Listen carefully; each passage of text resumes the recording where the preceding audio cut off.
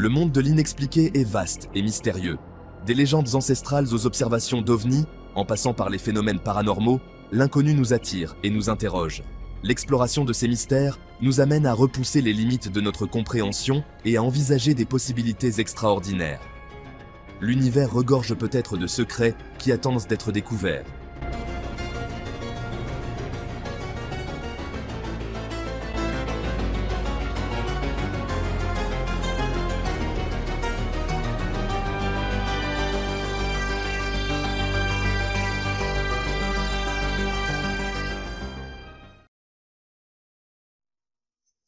Aux enquêtes que j'ai menées, tant en France qu'à l'étranger, puisque je dirige le service d'enquête de la commission Uranos, qui enquête sur ces problèmes depuis, je suis chef du service d'enquête depuis 1953. Cette commission a été fondée en 51.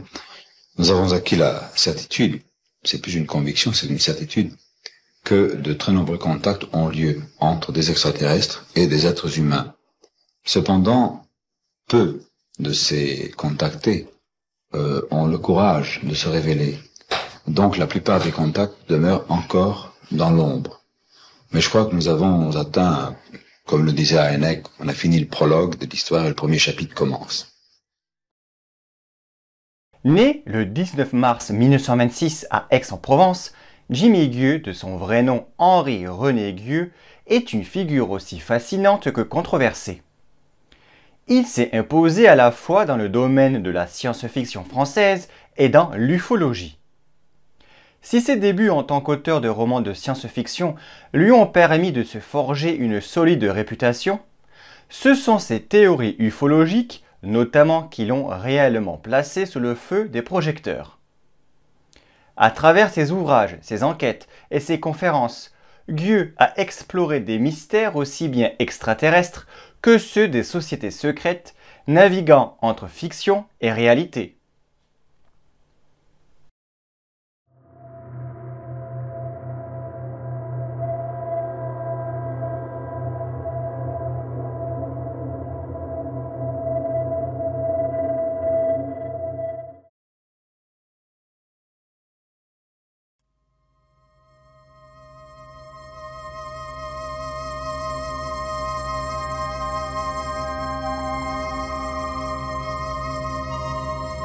Jimmy Guieu fait ses premiers pas dans le monde de la littérature en 1951, lorsqu'il publie son premier roman, Le pionnier de l'atome, aux éditions Fleuve Noir.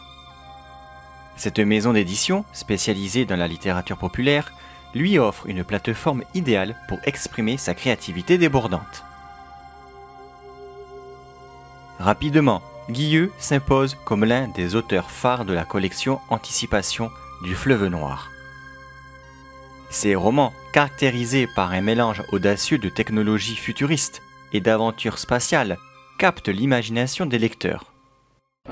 Résumons les choses. Tu es écrivain de science-fiction depuis combien, 30 ans 1952, janvier 52. Et 40 ans, voilà. Tu es écrivain de science-fiction depuis 40 ans, tu as écrit, je sais pas, plus d'une centaine, 150 bouquins peut-être. Une bonne centaine de romans de science-fiction, voilà. Puis des espionnages, des documentaires. Et puis tu es devenu ce qu'on appelle ufologue, c'est-à-dire spécialiste de cette recherche, on ne peut pas dire de cette science, de cette recherche qu'est l'ufologie, c'est-à-dire l'étude des phénomènes spatiaux non identifiés. Puis tu as avancé dans ton travail et tu as fini par mener en quelque sorte une double carrière, une carrière de chercheur dans ce domaine et une carrière d'écrivain que tu as continué à mener. Et le résultat est assez étrange, c'est qu'aujourd'hui tu publies sous une forme romancée les résultats de tes recherches de caractère scientifique. Alors ça fait des bouquins un peu bizarres, un peu décalés, un peu hybrides, parce que ce sont des aventures, ce sont des livres d'aventures qui se passent sur Terre, c'est pas du tout du space opéra, mais en même temps ce sont des livres qui font état de faits vérifiés, de faits constatés, ou de faits que tu prétends vérifier, constater, etc. Et tu as tiré de ces années d'études des phénomènes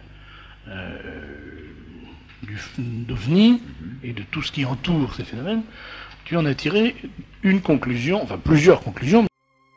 Des titres comme L'invasion de la Terre, paru en 1952, Commandant de l'espace, paru en 1953, ou encore Nous les Martiens, paru en 1954, témoignent de son intérêt précoce pour les thèmes extraterrestres. Ce qui distingue Guilleux de ses contemporains, c'est sa capacité à mêler des éléments de science-fiction classique, voyages interstellaires, technologies avancées, avec des concepts plus ésotériques comme la parapsychologie ou les civilisations perdues. Cette approche unique préfigure déjà son futur intérêt pour l'ufologie.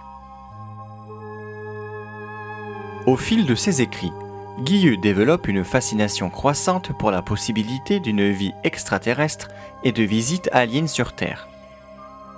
Cette évolution se reflète dans ses romans, qui intègrent de plus en plus d'éléments inspirés des récits d'observation d'OVNI.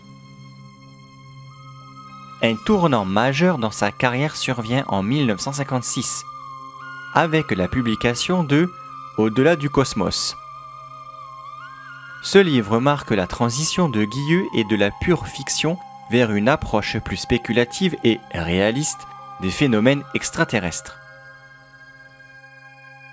Il y explore l'idée que certains récits d'OVNI pourraient avoir une base factuelle.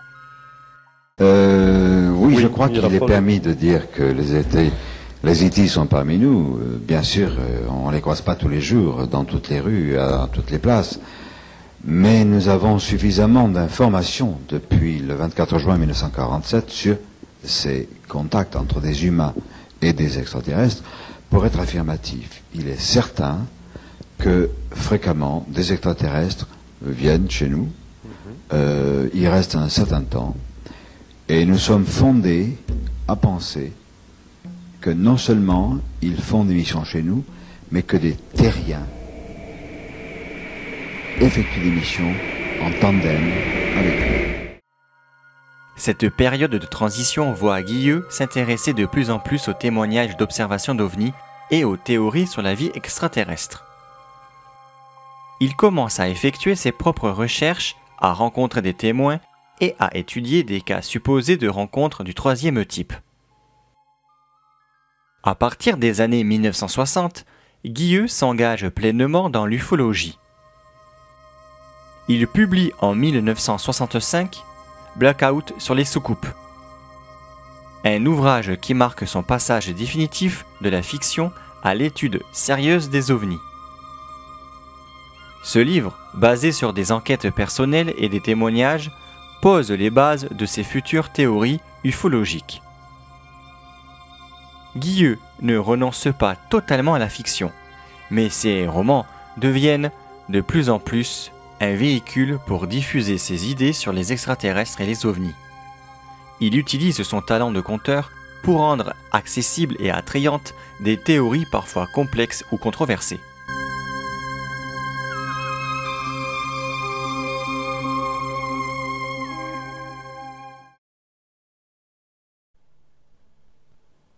Après avoir exploré la biographie et les débuts littéraires de Jimmy Guilleux dans la science-fiction, il est important de se pencher sur ce qui a véritablement marqué son parcours. Son virage vers l'ufologie.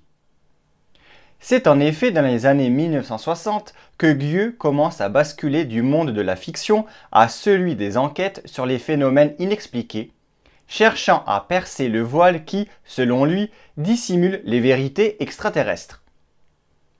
Ce tournant sera fondamental dans sa carrière. Et c'est à ce moment précis que Jimmy Guilleux devient une figure incontournable de l'ufologie française.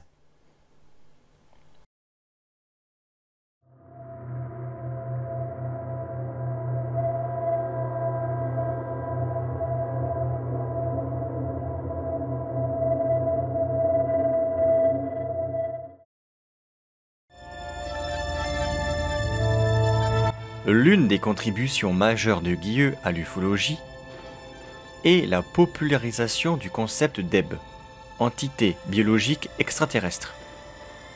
Il s'agit selon lui d'êtres venus d'autres planètes dont certains seraient en contact avec les gouvernements terrestres. Parmi ces EB, Guilleux accorde une place particulière aux petits gris. Ces créatures de petite taille à la peau grise et aux grands yeux noirs sont devenus une figure emblématique de la culture ufologique moderne. Notre invité, Jimmy Guieux, qui sort un livre qui s'appelle EBE. D'abord, qu'est-ce que ça veut dire EBE? C'est un sigle américain qui désigne entité biologique extraterrestre, un terme un peu pudique pour Entité biologique extraterrestre. un thème pudique pour désigner les extraterrestres. Parce que c'est pas uniquement les petits hommes verts. Non, ça n'existe pas, les petits hommes verts. C'est une légende, c'est une blague imaginée par des confrères américains, etc., il y a très longtemps. Mais ils sont comment, alors, les extraterrestres? Eh bien, sur la couverture, vous avez deux spécimens, n'est-ce pas, qui ne sont pas particulièrement joyeux, hein, un peu inquiétants. En voici un. J'ai enquêté au Brésil sur les activités de ce genre de créatures, et l'autre qui est, semble-t-il, un peu plus bébé, un peu plus gentil, fait partie quand même de la même mafia. Mais vous les avez vus? Non, non, mais j'ai enquêté auprès de gens. Il y a des gens qui les ont vus? Oui, à pâtir de ces êtres, oui. Des gens... Eh non, pas du tout, parce que ce serait rassurant si on avait affaire à des fous. Hein. On imagine, hein, bon... tandis que là, c'est pas du tout ça, c'est tout à fait sérieux, parce que c'est un roman vérité. Alors, c'est un roman ou c'est un récit? C'est un roman vérité, avec 50% à peu près de faits authentiques. Alors, ça s'appelle EBE, enfin IBI, on prononce IBI. IBI, Alerte Rouge, aux éditions Vaugirard, les presses de la Cité, mais Alerte Rouge parce que nous sommes, disons, dans l'antichambre du danger qui va surgir. Mais il y aurait d'un côté les gentils, de l'autre les méchants, et les méchants sont les fameux petits gris, alors on les voit tout de suite, voilà. Alors voilà, évidemment, ça fait rire, ils ont vraiment ce look-là, Jimmy Guieux. Non. Il y a une trentaine d'espèces venues d'ailleurs qui nous visitent. Hein. C'est pas moi qui l'a établi, dont Le 38 et Pen. demi. Dont Le Pen. Alors 30 espèces. 30 espèces, oui. Mais masculin, féminin? Ceux-là, on ne sait pas, on n'a pas vu. Hein. Ah bon, d'accord. Mais les petits gris semblent être asexués. Guieux les décrit comme originaires de la constellation du Réticulum, venus sur Terre pour des raisons mystérieuses. Dans ses livres et conférences, Guieux développe une théorie complexe sur les motivations et les activités de ces êtres. Il suggère qu'ils seraient impliqués dans des enlèvements d'humains à des fins d'expérimentation génétique. Une idée qui a profondément marqué l'imaginaire ufologique.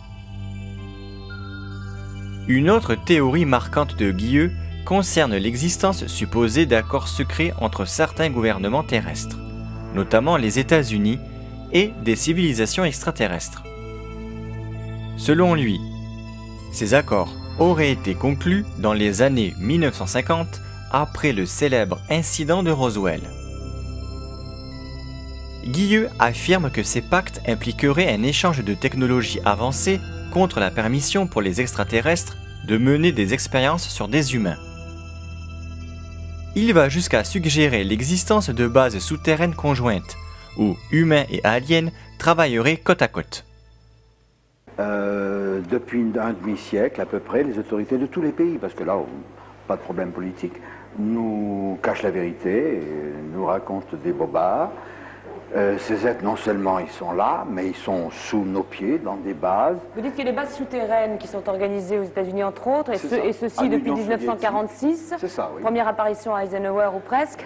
C'est ça, oui, presque ça. Vous êtes bien informé. Alors qu'est-ce qu'ils font dans ces bases souterraines, si d'après vous ça existe? Ben, c'est pas d'après moi. Vous savez, si j'étais seul, ce serait dramatique. Hein. Bon, on dirait il est fou, c'est facile. Mais il y a quand même des gens de haute qualité. Des bases souterraines, qu'est-ce que ça veut dire? Est-ce qu'il y a des tractations, justement, exactement. des échanges technologiques entre ces petits hommes, s'ils existent encore une fois, et puis les hautes autorités? Et de quoi les accords ont été signés vers la fin des années 40 entre le représentant du président Truman et ces individus, ces êtres de petite taille. Ces théories, bien que controversées, ont eu un impact significatif sur le monde de l'ufologie. Elles ont inspiré de nombreux autres chercheurs et ont contribué à façonner certaines des théories du complot les plus persistantes liées aux ovnis. Guieux ne se contente pas de théoriser. Il mène également de nombreuses enquêtes de terrain, se rendant sur des sites d'observation présumés d'OVNI à travers la France et l'Europe. Il interroge des témoins, examine des traces physiques et tente de corroborer les récits avec des preuves tangibles. L'une de ses enquêtes les plus célèbres concerne le cas de Trans-en-Provence en 1981, où un objet non identifié aurait laissé des traces au sol. Guilleux participe activement à l'étude de ce cas qui reste l'un des plus intrigants de l'ufologie française. Ses investigations sur le terrain confèrent à Guilleux une crédibilité auprès de la communauté ufologique. Elles lui permettent également de nourrir ses théories et ses écrits avec des éléments concrets, renforçant ainsi l'impact de son travail.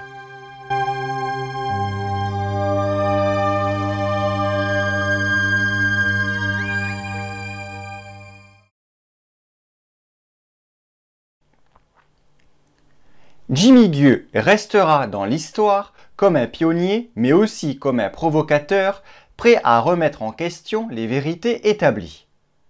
Que l'on croit ou non à ses théories, son influence dans l'ufologie et son impact sur des générations de lecteurs et de chercheurs sont indéniables. Plus qu'un simple auteur de science-fiction, Guilleux a ouvert des portes vers l'inconnu, tout en soulevant des questions sur la nature des phénomènes extraterrestres et les mécanismes de pouvoir cachés. Son héritage, encore palpable aujourd'hui, témoigne de la puissance de ses idées et de sa capacité à captiver l'imagination de ceux qui, comme lui, scrutent le ciel en quête de réponses. Mettez un pouce bleu si cette vidéo vous a plu et abonnez-vous à ma chaîne si ce n'est déjà fait. D'ici là, n'oubliez pas d'explorer l'inexpliqué.